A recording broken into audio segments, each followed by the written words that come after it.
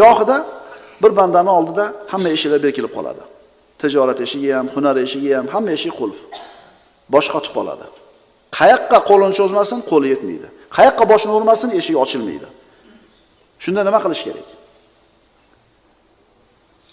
Haromga qo'l urish kerakmi? Mana palonchi deydi.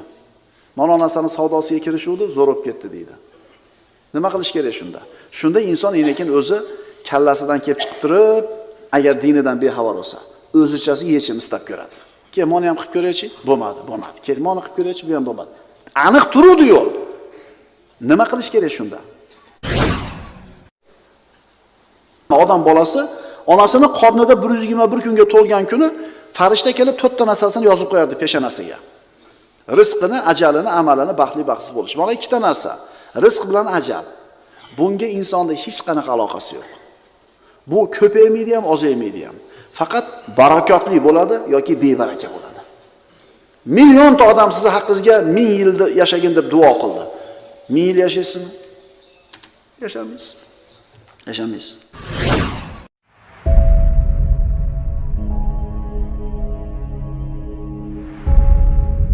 Bismillahirrahmanirrahim. Alhamdulillahi Rabbil alamin. Wassalatu wassalamu ala sayyidina Muhammad as-sadiqil wa'dil amin. Allahumma la ilma lana illa ma 'allamtana innaka antal alimul hakim. Allahumma 'allimna ma yanfa'una wanfa'na bima 'allamtana wa zidna ilma. Allahumma arina al-haqqa haqqan warzuqna ittiba'ah wa arina al-batila batilan warzuqna ijtinabah.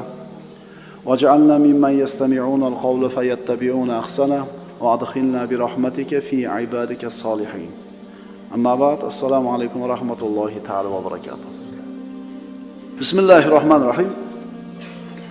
الله سبحانه وتعالى أسماء الحسنى güzel isimlaridan Ar-Razzaq rizqlarni ulashuvchi ismiga kelgan edik. Odam bolasi borki, birodarlar, tirikchiligi bor. Rizqini g'amini qiladi.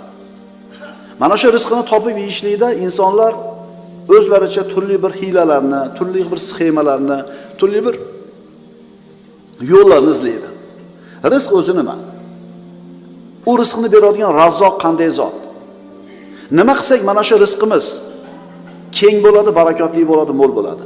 Nima qilsak buning aksi bo'ladi. Hozirgi odamlarni deyarli hammasini birinchi g'ami tashvishi rizq topishlik bo'lib qolgan desak adashgan bo'lmaymiz. Lekin rizq nima edi?